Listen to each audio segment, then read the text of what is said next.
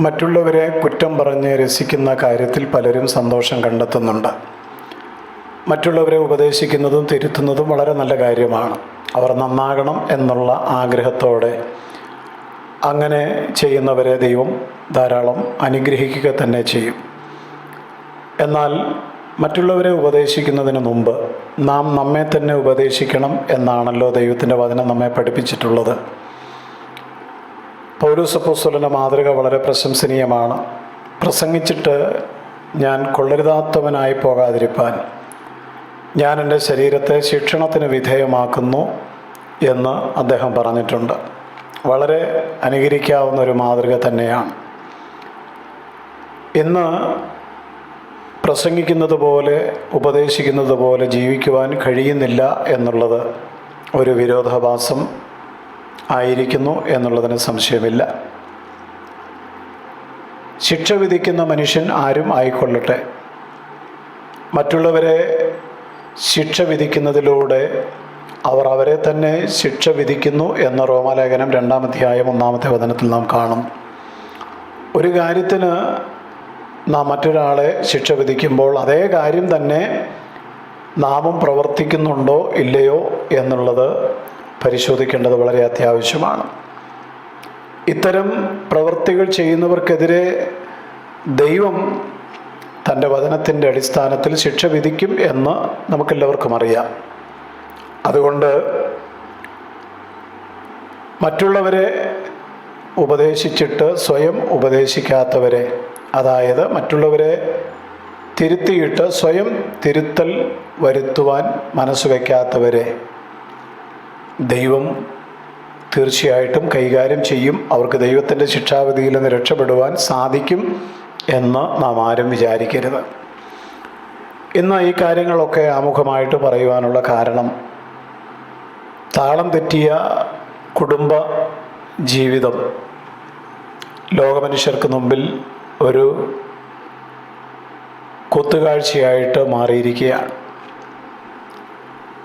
വളരെ സെലിബ്രിറ്റികളായിട്ട് ജീവിക്കുന്ന, മറ്റുള്ളവരെ പ്രബോധിപ്പിക്കുന്ന, അവരെ തമ്മിൽ രമ്യതപ്പെടുത്തുവാൻ ശ്രമിക്കുന്ന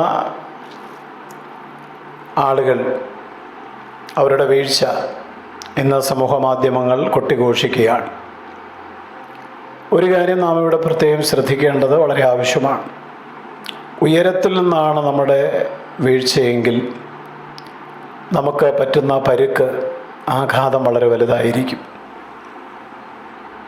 നാം എത്രമാത്രം ഉയരത്തിൽ നിൽക്കുന്നു എന്നുള്ളത് എപ്പോഴും ചിന്തിക്കേണ്ടത് ആവശ്യമാണ്. ഓരോരുത്തരും അവരവരുടെ സ്ഥാനം, അവരവരുടെ പദവി, അവരെ ദൈവം ഏൽപ്പിച്ചിരിക്കുന്നതായ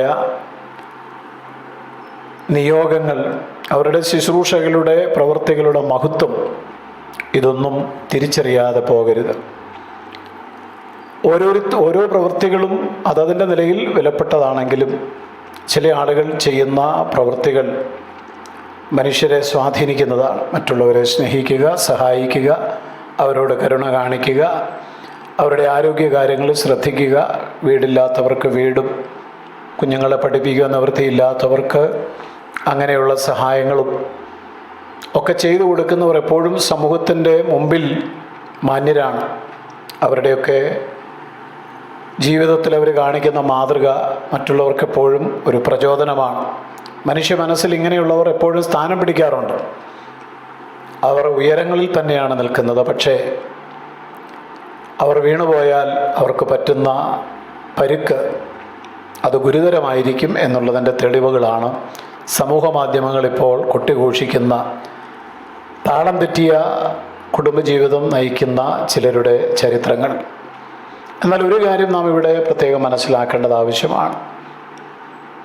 നാം ഏത് കാര്യത്തിൽ മറ്റുള്ളവരെ തിരുത്തുന്നുവോ ഉപദേശിക്കുന്നുവോ ആ കാര്യത്തിൽ നാം എപ്പോഴും നമ്മെ തന്നെ പരിശോധിക്കേണ്ടത് വളരെ അത്യാവശ്യമാണ്.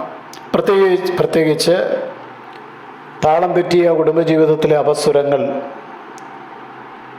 അത് സമൂഹത്തിൽ തെറ്റായ ധാരണകളാണ് വളർത്തിയെടുക്കുന്നത്.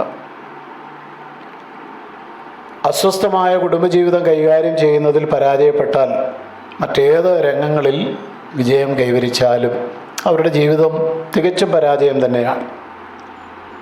സ്വന്തം കുടുംബത്തെ ഭരിക്കുവാൻ, സ്വന്തം കുടുംബത്തെ നന്നായിട്ട് നടത്തുവാൻ കഴിയുന്ന ഒരു മനുഷ്യൻ തീർച്ചയായും അനുഗ്രഹീതനാണ്, ഭാഗ്യവാനാണ്. എഫേസ്യ ലേഖനത്തിൽ പൗലോസ് അപ്പോസ്തലൻ ഈ കാര്യത്തിൽ പറഞ്ഞിരിക്കുന്ന കാര്യം നാം ശ്രദ്ധിക്കുക. ഭാര്യമാരെ കർത്താവിനെ എന്ന പോലെ സ്വന്തം ഭർത്താക്കന്മാർക്ക് കീഴടങ്ങുവീൻ. ക്രിസ്തു ശരീരത്തിൻ്റെ രക്ഷിതാവായി സഭയ്ക്ക് തലയാകുന്നത് പോലെ ഭർത്താവ് ഭാര്യയ്ക്ക് തലയാകുന്നു. എന്നാൽ സഭ ക്രിസ്തുവിന് കീഴടങ്ങിയിരിക്കുന്നത് പോലെ ഭാര്യമാരും ഭർത്താക്കന്മാർക്ക് സകലത്തിലും കീഴടങ്ങിയിരിക്കണം. എഫേസ്യ ലേഖനം 5-ാം അധ്യായം 22 മുതൽ ഉള്ള വാക്യങ്ങളാണ് വായിച്ച് കേട്ടത്. അതുകൊണ്ട് ക്രിസ്തീയ ജീവിതം നയിക്കുന്നവർ എപ്പോഴും ഉയരങ്ങളിലാണ്.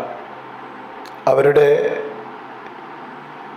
നീതി ശാസ്ത്രിമാരുടെയും പരീശന്മാരുടെയും ലോകത്തിൻ്റെയും ഒക്കെ നീതിക്ക് മുകളിലായിരിക്കണം എന്ന് കർത്താവ് പറഞ്ഞിട്ടുമുണ്ട്. ആയതിനാൽ നാം മറ്റുള്ളവരാൽ എപ്പോഴും വീക്ഷിക്കപ്പെടുന്നു എന്നുള്ള ചിന്തയിൽ നമ്മെ തന്നെ കർത്താവിൻ്റെ കരങ്ങളിൽ നമുക്ക് സമർപ്പിക്കാം. ദൈവം നമ്മളെ എല്ലാവരെയും അനുഗ്രഹിക്കട്ടെ. നിത്യജീവമൊഴികൾ നിന്നിലുണ്ട് പരനെ, നിന്നെ വിട്ടിട്ടാടിയങ്ങളെങ്ങു പോയി വസിക്കും, നിന്നെ വിട്ടിട്ടാടിയങ്ങളെങ്ങു പോയി വസിക്കും. നീയല്ലോ ഞങ്ങൾക്കുള്ള ദിവ്യ സമ്പത്തേശുവേ.